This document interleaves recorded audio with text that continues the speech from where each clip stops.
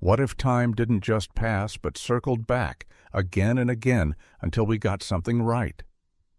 This isn't the setup to a science fiction film or a philosophical riddle. It's the strange, sobering reality experienced by a handful of people who claim they lived the same moments, not once, but over and over. Not déjà vu, not dreams, real-time loops, trapped hours, days, or even entire weeks, repeating with uncanny precision. Physics tells us time is linear, a straight arrow from past to present to future. But these stories whisper something different, that time might stutter, hesitate, rewind. Not for everyone, not always, but just enough to raise unsettling questions. In each case, it wasn't just the repetition that was remarkable, it was the rule behind it. The commuters, doctors, brides, students all discovered that the loop only broke when a specific action was taken. A person saved, a truth spoken, a kindness extended. Like some hidden intelligence in the fabric of reality, refused to let the moment pass until its meaning was fulfilled. David Shaw woke up to the same Tuesday 19 times before he realized a girl on his platform was fated to fall. When he saved her, time moved on. Dr. Emily Chen faced a patient's death 11 times before she found a hidden injury, and saved his life on the 12th try. In each story, repetition was not random. It had purpose. This series will take you into those 10 loops, each one an echo chamber of time, emotion, and decision. We'll explore what happened, what changed, and what it meant, not just for those who lived through it, but for us, the ones listening. Because if these moments are real, then time itself may not be as solid or as stable as we once thought. The rhythm of these narratives is consistent. A moment begins, then stalls, then restarts. A person becomes aware. They try to understand. They struggle, fail, despair, and then, in one pivotal choice, the cycle ends. What follows is not triumph, but silence, because time once again begins to flow. Why these loops occurred is still unknown.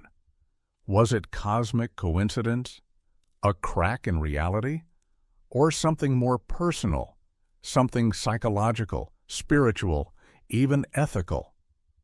As we journey through these stories, you may feel a flicker of familiarity, a moment you've felt before, a second chance you didn't realize you had. That's the haunting beauty of these accounts. They feel intimate, plausible, even probable, like echoes of something we've all touched without knowing. Maybe, just maybe, you've lived a loop and forgotten. Maybe we all have. This is not a documentary about proving the impossible.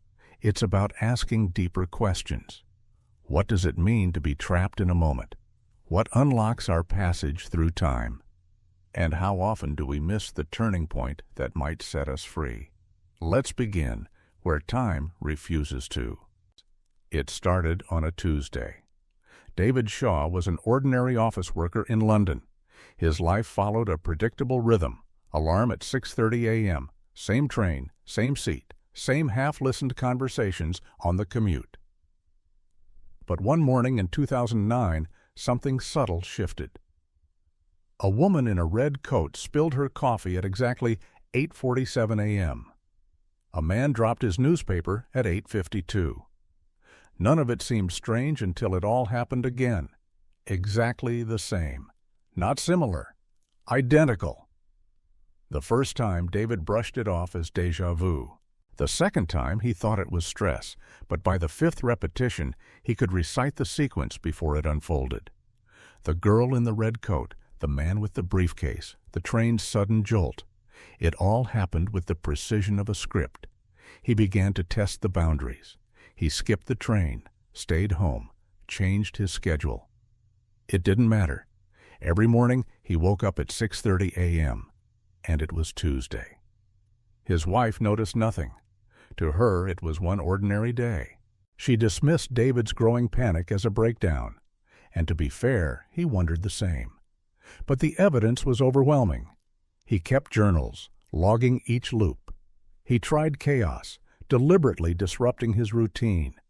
Nothing worked. On the 15th loop, something changed. A homeless man on his commute looked directly at David and said, "How many times now?" David froze. The man claimed he'd experienced loops before, different people, different places. And the loops, he said, ended only when the event at their center was resolved. That was the key. David began watching closely, not for clues in his own life, but for something beyond it, something hidden in plain sight. On the 19th Tuesday, he saw her, a teenage girl standing too close to the platform's edge, eyes locked on her phone, the same position, the same time, every loop. David hadn't noticed before, not really, but now it was clear. She was going to fall. Maybe in one timeline she already had. He rushed to her, yanked her back, just as the train arrived. She screamed. People stared, but she was alive. That night, David slept for the first time with real hope. The next morning, his alarm went off at 6:30 a.m. It was Wednesday. His journals from the loops vanished. His wife remembered nothing unusual. But David knew. 19 identical Tuesdays, all leading to one decisive moment. He never experienced another loop. But he also never rode the train the same way again. Every stranger became a story unfinished. Every moment, a thread that might unravel into something larger. David's story raises more than eyebrows. It raises questions. Was time holding him there until he intervened? Was the loop not a trap, but a lesson? Or was it something deeper still? A cosmic insistence that some lives must be saved, no matter how many tries it takes. Time didn't ask David for permission. It asked for action. And when he finally listened, time moved on. How many days might we live unaware of their weight? How often do we walk past moments that matter more than we realize? And what would it take for time to repeat itself until we noticed? In the quiet hum of an emergency room, time is already elastic. Minutes stretch during crisis, collapse during chaos. But for Dr. Emily Chen, one night in 2013, time stopped obeying altogether. It began with a patient, a young man, 24, brought in after a car crash. Massive trauma, internal bleeding, multiple fractures.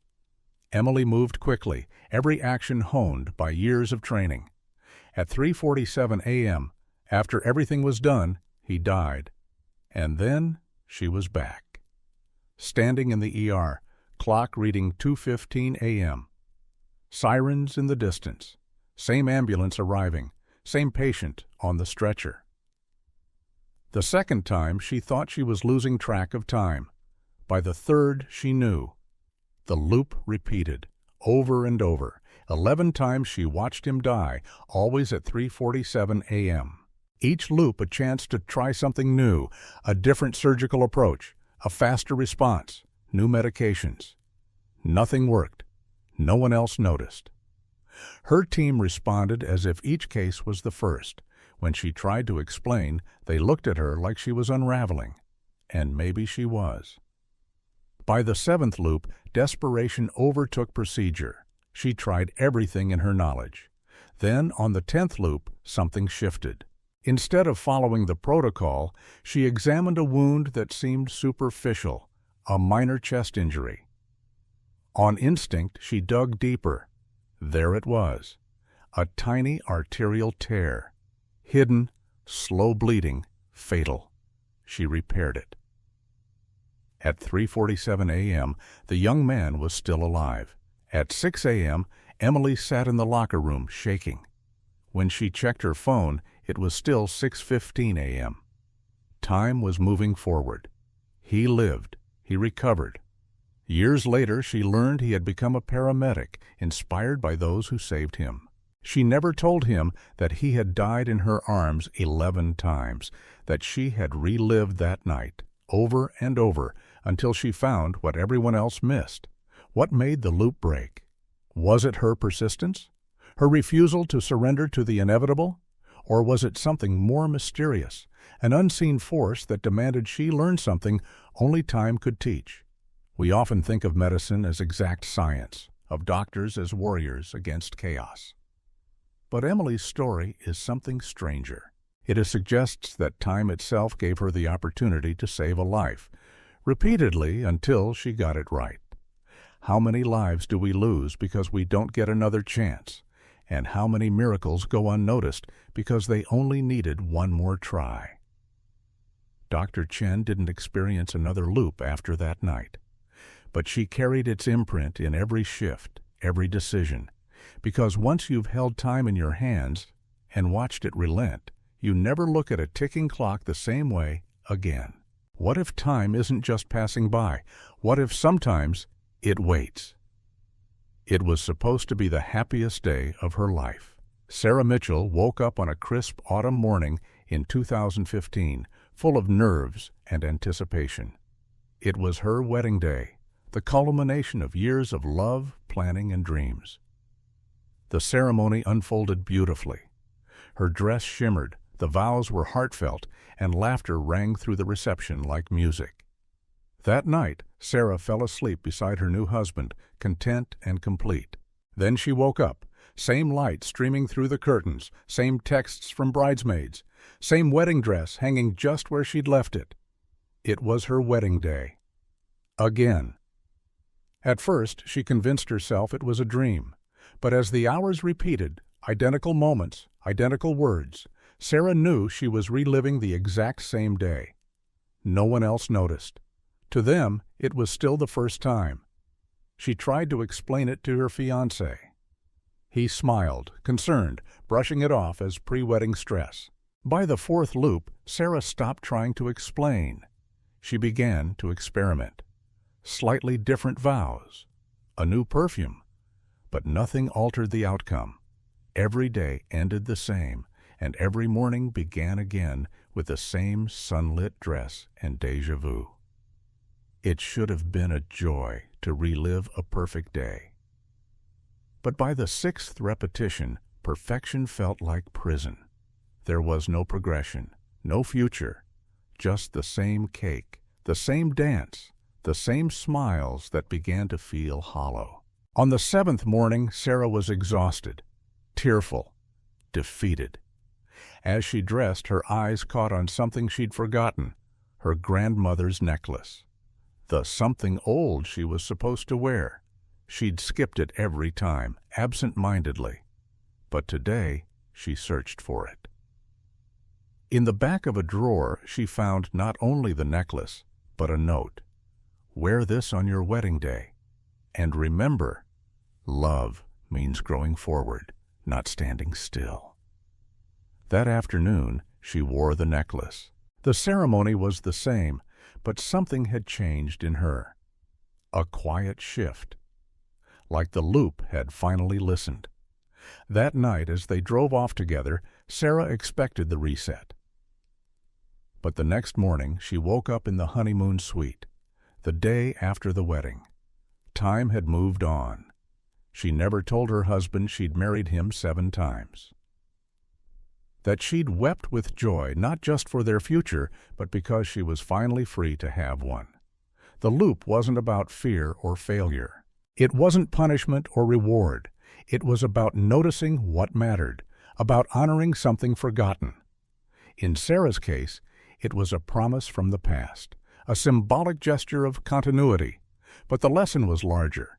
Sometimes we're stuck not because life is broken, but because something vital has been overlooked. She was never trapped in her wedding day again. But every anniversary, Sarah wears that necklace and remembers, love is not a perfect moment. It's the courage to move beyond it. How many times do we cling to what's perfect, afraid to let go? And how often does time wait patiently, offering us the same moment again, until we're finally ready to live what comes next? The classroom clock read 10:15 a.m. when Marcus Webb began his third period history class. A lesson on World War II. Students filed in, chatting, shuffling papers. At 10:23, a girl dropped her books. At 10:31, a boy cracked a joke that made the class laugh. At 11:05, the bell rang. Then Marcus blinked, and it was 10:15 again. Same lesson, same students, same spilled books, same joke, same questions asked at the same time. At first he thought he was overtired, maybe distracted. But after the 5th time, he was sure. He was stuck in a loop. 1 hour of his life repeating. Exactly. By the 10th repetition, Marcus tried changing his approach. He taught a completely different topic. Ancient Rome instead of WW2. The students, unfazed, still asked questions about Hitler and Pearl Harbor. Questions they hadn't heard that day, but somehow remembered to ask anyway. It was like the class was running on rails, and he was the only one off script. On the 15th loop, he left the classroom. The hallway was silent, frozen in a kind of still life. When he entered another room, the students inside were motionless mid-gesture. The loop held him in place. 20 times through, Marcus felt the edges of his sanity fray. He knew every moment by heart, knew when the janitor's cart would roll by the door, knew the exact phrase a student would whisper when passing a note. And then, on the 23rd iteration, something changed. A student, Jennifer, looked at him differently. Her brow furrowed. "Why do I remember you saying this before?" she whispered. He rushed to her. "You remember?" She nodded, terrified. They were no longer alone. Together, Marcus and Jennifer compared memories. She'd begun feeling the repetition, too. Each remembered details from prior loops. 2 people caught in the same repeating hour.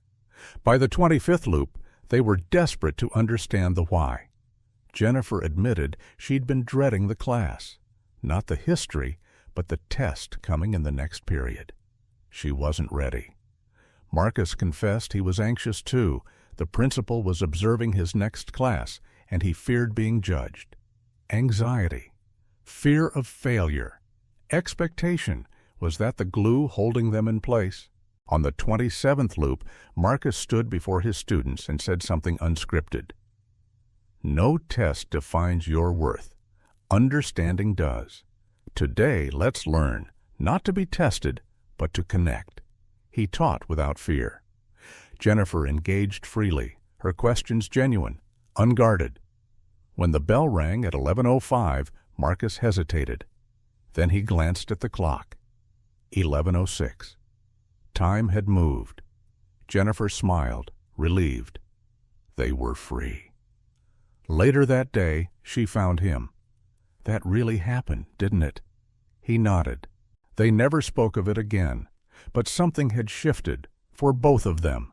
The loop wasn't punishment, it was pause. A moment caught on repeat until 2 people chose presence over pressure, honesty over fear. How often do we live in loops of anxiety, waiting for the future instead of living the moment? Maybe time doesn't trap us out of cruelty. Maybe it simply waits for us to show up. It was a stretch of highway James Patterson had driven 1,000 times. 5 miles of flat, unremarkable asphalt between exit 47 and exit 52. A nighttime run, headlights carving through darkness, the rhythmic hum of tires beneath him.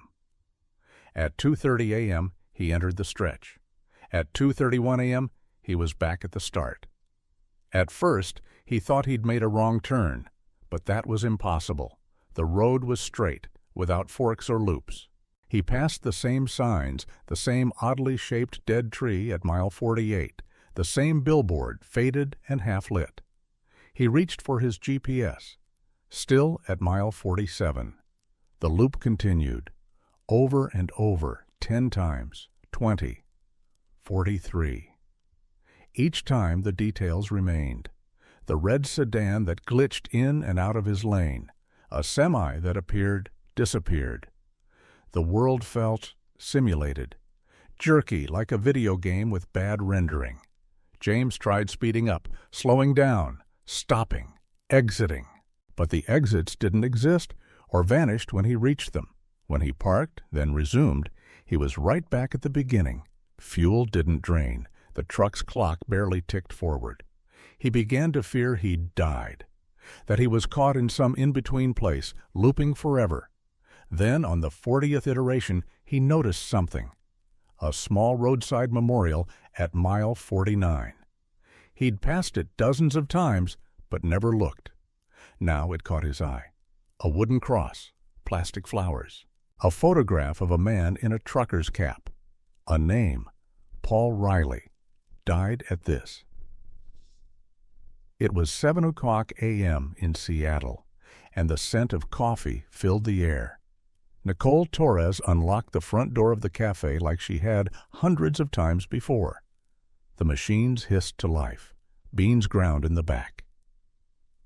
The first customer, Tom, walked in at 7:03 and ordered a large black coffee. Everything was routine until 7:38 a.m. Nicole, carrying a tray of drinks, slipped on a wet spot. The tray crashed to the floor. Glass shattered, coffee splattered everywhere, embarrassment, apologies, cleanup. And then she was unlocking the door again. Same morning, same smell, same clock ticking toward 7:38.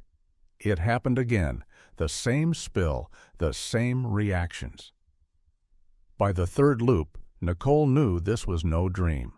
The day kept resetting from 7 o'clock to 7:45 a.m., 8 times in total. And no matter what she changed, mopping early, not carrying the tray, asking others to deliver drinks, the result was the same.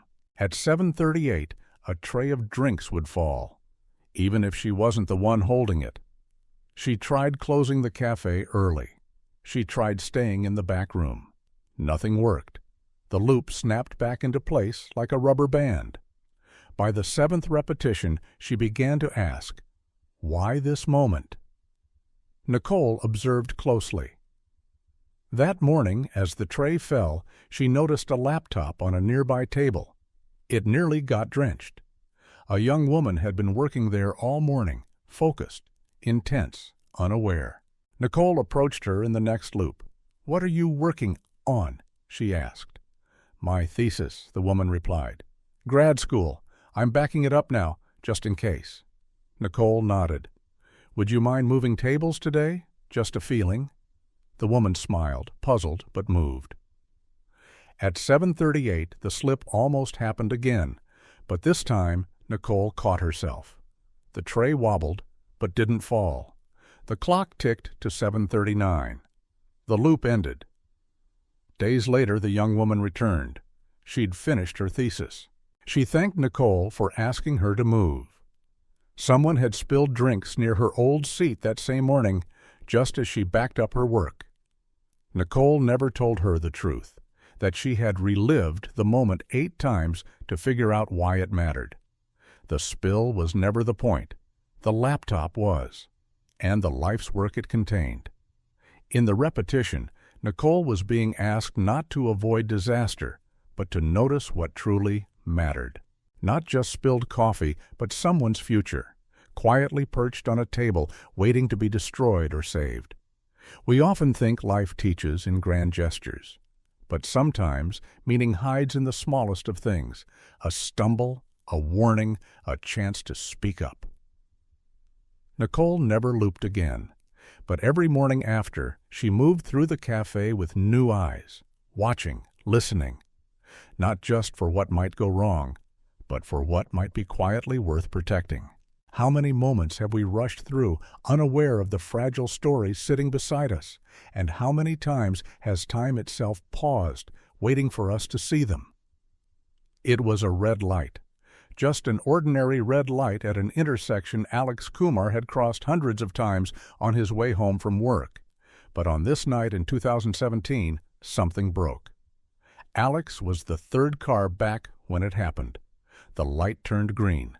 A pickup truck moved forward. From the cross street, a sedan ran the red at full speed. The impact was violent, metal twisting, glass exploding. The sedan spun into a third car. 3 people died. Alex sat frozen. Then he blinked, and he was back, in his car, at the same red light, the same song playing on the radio.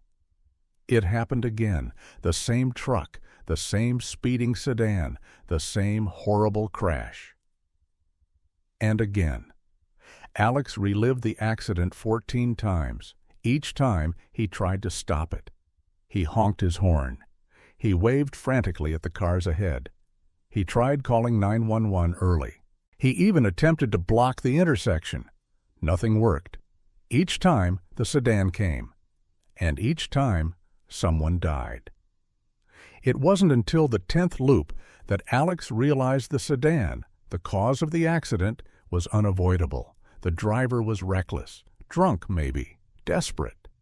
Even when Alex disrupted the intersection, the sedan swerved and crashed into someone else. The loop then wasn't about preventing the accident entirely. It was about preventing the deaths. On the 15th loop, Alex tried something new. He positioned his car across the lanes, diagonal, blocking every direction. Cars honked, people shouted, but he didn't move. The sedan came, saw the blocked intersection, brakes screeched. It stopped, barely. Police arrived. Minute closing time was always the same for Maria Santos. As the manager of a small restaurant in Portland, she knew the rhythm of the final hour, the last customers lingering over dessert, the clatter of dishes being cleaned, the hum of the dishwasher starting its cycle. At 10 p.m., the doors were locked. By 11:30, the lights were off. But one night in 2018, that rhythm became a trap. Maria locked the doors, cleaned the counters, counted the drawer, stepped out into the night. And then she was back, inside. Clock reading 10 p.m. Again. The same customers at table 7. The same malfunctioning dishwasher. The same playlist humming low over the speakers. It happened 12 times, each loop identical. Same events, same minor frustrations. But one detail stood out. At 11:17 p.m., every loop, a homeless man would appear outside the locked front door and knock. Each time, Maria turned him away. "We're closed," she'd say. "The food's already thrown out." And he'd nod quietly and leave. By the 5th loop, she began to suspect he was the key. She tried leaving food out, but forgot. She tried saving leftovers, but he declined, saying he didn't take trash. She cooked something fresh, but he refused charity. Maria began to understand. It wasn't about the food. It was about dignity. On the 13th loop, she found a new path. At 10 p.m., she ordered herself a meal. An employee dinner, something well within policy. She ate half during her shift and left the rest intentionally. When the man knocked at 11:17, Maria opened the door and said, "I couldn't finish my dinner. Would you like the rest before I throw it away?" He looked at the box, paused, then accepted. At 11:30, she closed up, walked to her car. The clock read 11:32. The loop had ended. Maria never saw the man again, but she carried the moment with her. The realization that loops don't always demand grand sacrifices. Sometimes they just require you to see someone clearly, to offer something with respect. The repetition hadn't been punishment. It had been invitation. To change her response, to learn a different way to give. We often think of kindness as charity, but sometimes the way we give matters more than what we give. Maria's loop ended when she fed someone without taking anything from him. What if some loops aren't cosmic at all? What if they're just the world's quiet way of saying, "Try again, this time with more heart"? The library was nearly silent. It was fina. In 2020, the town of Milbrook, population just over 3,000, experienced a day it would never forget and never fully explain. September 15th began like any other. Kids went to school, shops opened, locals stopped for coffee. But by the next morning, something strange was stirring. A woman called the local newspaper claiming she'd lived through that Tuesday 3 times. Then a man said he'd seen it twice, then dozens more. By the end of the week, a local journalist had spoken to nearly 90 residents who all reported living through September 15th anywhere from 2 to 9 times. They weren't sharing vague déjà vu, they recounted specific details. A child dropping an ice cream cone at exactly 10:47 a.m. A bakery selling the same dozen cinnamon rolls multiple times. A teacher teaching fractions to the same class, over and over. Some people had no memory of anything strange. Others had full awareness across the loops. And most curious of all, not everyone experienced the same number of repetitions. But they all ended the same way, with one subtle human shift.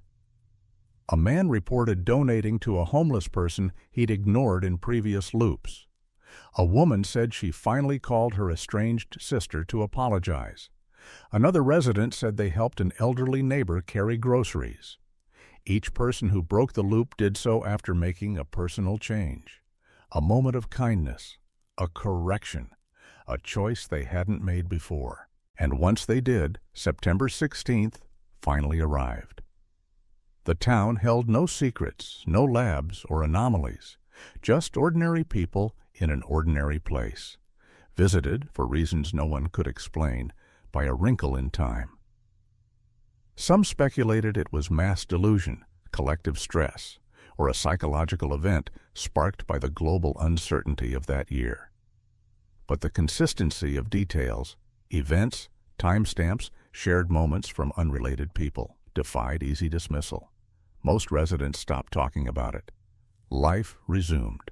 The town moved on, but those who remembered felt changed, not because they had witnessed something magical, but because they were forced to slow down, to pay attention, to correct a quiet mistake, or offer a gesture long overdue. Milbrook's repeating day wasn't about punishment or reward. It was a mirror, a pause, a chance, and in that way, it may be the most universal story of all. How many of us are stuck in our own loops, repeating the same choices, the same silences, the same missed opportunities? What if time occasionally resets, not because the world is broken, but because something in us needs to be made whole? Milbrook won't show up in any scientific journals, but its people will always remember the day the clocks didn't move until their hearts did. And perhaps that's the secret behind every loop. Not time malfunctioning, but time waiting for us to choose differently. The restaurant had gone quiet. It was 10:00 p.m., and Maria Santos began her usual closing routine for the small bistro she managed downtown. The final customers lingered. Lights dimmed. Dishes clattered. She wiped down the counter, checked the register, and prepared to lock the door. At 11:30, she stepped out into the cool night air. Then she was back inside. 10:00 p.m. Again. Same music, same orders, same voices. The loop repeated, again and again, 12 times. Each iteration unfolded identically. A couple ordered dessert at 10:05, the dishwasher jammed at 10:23, and at 11:17 a homeless man knocked at the front door, asking for food. Each time, Maria responded the same. "Sorry, we're closed. The food's already been tossed." Each time the man nodded, turned away, and disappeared into the dark. By the 5th loop, Maria began to question her role in the repetition. Was the man the key? The only part of her night that wasn't part of the restaurant's routine? She tried saving food, forgot. Tried offering leftovers, he declined. Tried preparing a fresh meal. He refused, saying he didn't want charity. On the 12th loop, she nearly gave up, but something in her shifted. The next time, Maria used her employee meal privilege. She ordered dinner for herself, ate half, and left the rest on the counter. When the man knocked at 11:17, she held out the box. "I ordered too much," she said. "This is mine. Would you like the rest?" He paused, then took it. Not charity, not waste, just a shared moment. At 11:30, she closed the door. At 11:32, she started her car. The loop was broken. No grand revelation, no flash of light. Hate, just a simple human solution, offering help in a way that preserved another's dignity. Maria never experienced another loop, but the memory stayed, not just of time repeating, but of her own transformation, from someone following rules to someone listening deeply. The loop wasn't about feeding a man. It was about how. How often do we miss the need right in front of us because we're too focused on policy, convenience, or comfort? And how many cycles do we live through waiting to meet someone where they are, instead of where we think they should be? Sometimes time repeats not because we fail to act, but because we fail to act with compassion. It began with the sound of footsteps on linoleum, the rustle of pages, the hum of fluorescent lights overhead. Jessica Park sat in the university library, surrounded by open textbooks and highlighted notes. It was finals week 2019, and she was studying organic chemistry, a subject that felt like a mountain she might never climb. At 9:30 p.m., she packed her bag and left. Then she was back, walking in at 8:02 p.m., just as she had the first time. The same students were seated around her. The same girl in the red sweater dropped her pen at 8:14. The librarian walked past at 8:22. Whispering voices stirred at 8:45. By the third loop, Jessica knew something was wrong. The details weren't just familiar, they were precise. She began experimenting. Changed tables, left early. Nothing worked. On the fifth loop, she noticed the boy across from her. He wasn't studying. He was staring at her. Their eyes met. "This is the fifth time, right?" he said. David, they had history, sophomore year. Study sessions turned into something more, until it fell apart. They never talked about it. Just drifted, avoided each other on campus. Unfinished. And now they were both trapped in the same 90-minute loop. On the sixth loop, they sat together for the first time in 2 years. They talked, not about chemistry, about everything else. Why they ended, what was left unsaid. The anger, the confusion, the silence that had stretched so long it had become easier than closure. It wasn't romantic, it was raw. A reckoning. At 9:30 p.m., they stood up. No promises, no regrets, just a shared release. Jessica reached the exit, glanced at her watch. 9:33. Time had moved. The loop was over. They never rekindled anything. But after that night, they no longer looked away in the hallway. The tension was gone. The air cleared. The loop, it seemed, wasn't about their relationship. It was about the conversation they never had. How many moments do we keep repeating because we refuse to say what needs to be said? How many loops are not glitches in time, but reflections of our own unfinished stories? Closure isn't always about resolution. Sometimes it's just about finally speaking the truth, even when it hurts. And sometimes the universe gives us no choice but to face what we've left undone. Time loops shouldn't exist. Physics tells us time flows forward, never backward, never repeating. Yet 10 ordinary people, in different places and moments, claim to live through repeating hours, days, and even weeks. Not memories, not dreams. Full, conscious repetitions. Loops with boundaries and, strangely, with purpose. A commuter who had to save a stranger. A doctor who had to find a hidden wound. A bride who had to wear her grandmother's necklace. A teacher and a student who had to face their fear of failure. A driver who had to notice a roadside memorial. A barista who had to protect a thesis. a software engineer who had to prevent 3 deaths, a restaurant manager who had to feed someone with dignity, 2 ex-lovers who had to speak their truth, a small town that had to remember how to care. Each loop ended not with escape, but with insight. None of them could prove what happened. Journals vanished, devices malfunctioned. Time marched on as if nothing had occurred. But the people who lived these loops remembered. And what they remembered wasn't science fiction, it was deeply human. Because each loop demanded something specific: compassion, courage, presence, forgiveness. And only when those needs were met did time move forward. It's not about whether these loops happened exactly as told, it's about what they represent. What if time doesn't always flow forward? What if, in rare moments, it folds back to give us a second chance? And what if we don't remember most of them? Think of all the times you've felt a flicker of strange familiarity, a moment that felt repeated, a decision that felt weighted, a second that made your heart pause. What if, in that moment, you were standing at the edge of a loop and just didn't know?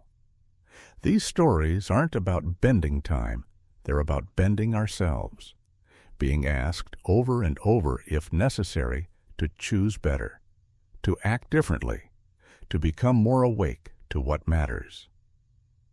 Time in these stories is not a ticking clock.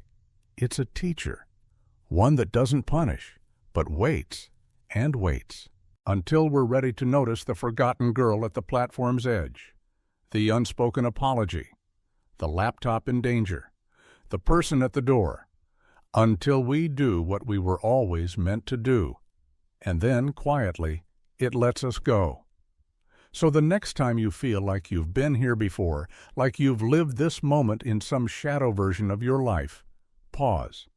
Ask what this instant is trying to show you.